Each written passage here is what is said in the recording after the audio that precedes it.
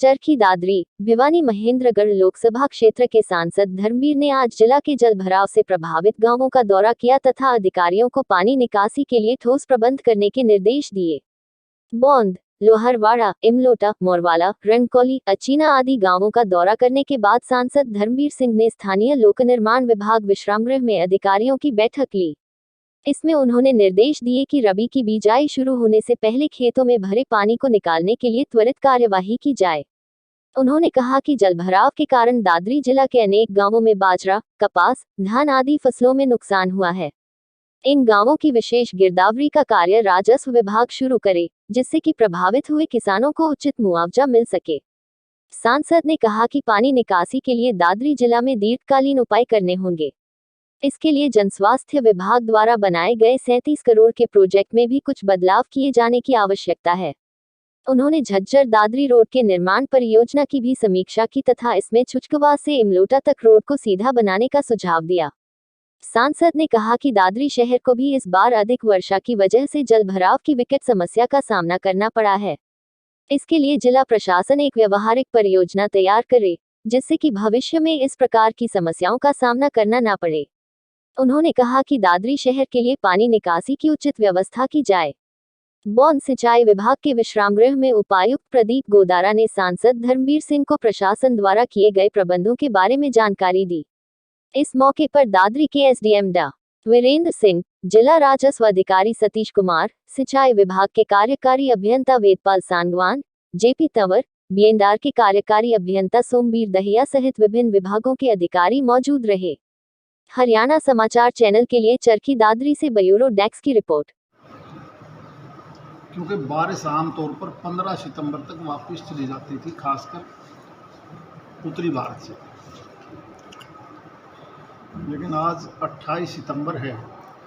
अभी तक हम ये नहीं कह सकते कि बारिश खासकर मॉनसून वापस चली गई। आपको भी याद होगा एक बार 3 सितंबर को लास्ट बारिश हुई थी 95 में, और इस बार तो सारा सितंबर बारिश में चला गया और 3 दिनों में ज़मीन पानी पीती नहीं,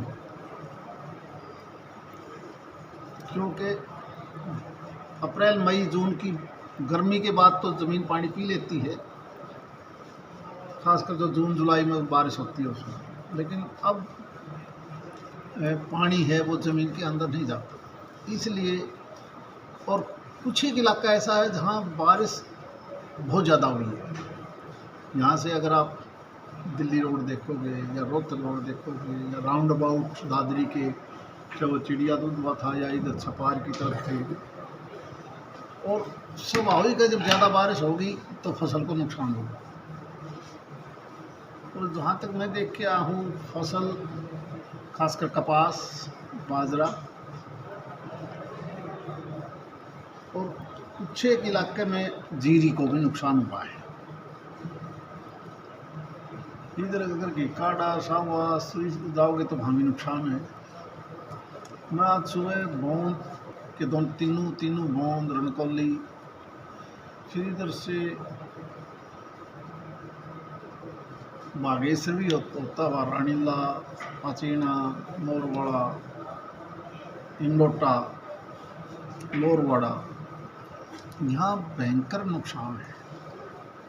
तो इसलिए 100% गिरदावरी में कोई चूक ना रह जाए। किसान की गिरदावरी, चाहे वो फसल की बीमा हुआ है या नहीं हुआ है, स्टेट अपने हिसाब से दे गई पैसा या बीमा कंपनी देगी, वो तो एक आगे का सवाल है। किंतु उस किसान को कहीं ना कहीं नुकसान की भरपाई हम कैसे कर सकते हैं और उस पानी को हम समय सीमा पर निकाल कैसे सकते हैं।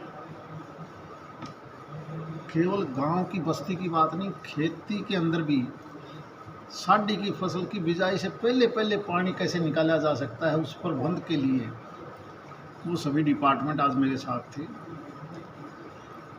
प्रशासनिक अधिकारी माननीय डीसी साहब भी थे, दूसरे अधिकारीगण भी थे,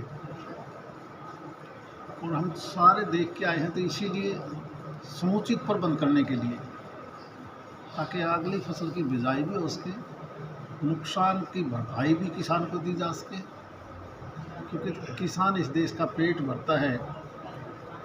और अब क्योंकि इसके बाद हमने सभी अधिकारियों को यहाँ बुला रखा है ताकि हम सारी रिपोर्ट्स लेकर आगे हम शॉर्ट टर्म यानी फौरी तौर पर उसका क्या प्रबंध हो सकता है और लंबे समय पर उसका क्या प्रपोजल बनाई जा सकती है वो बैठ के बनाएंगे। किन्हीं प्रपोजल्स के ऊपर बातचीत भी हो पाई? बहुत सी ऐसी प्रपोजल हैं, जैसे एक अड़चन हमारे पास ऐसी थी कई साल से 2007-8 में एक बड़ी प्रपोजल लगभग 130 करोड़ रुपए की बनी थी, जो ड्रेन नंबर 8 में पानी निकालना था सारे इस इलाके का, लेकिन कुछ एक गाँव के लोग ज़मीन ना दे रहे थे, जिसमें इमलोटा भी एक था, जिसमें मातनहेल भी एक गांव है, चाहे वो हमारे ज़िले का ना हो।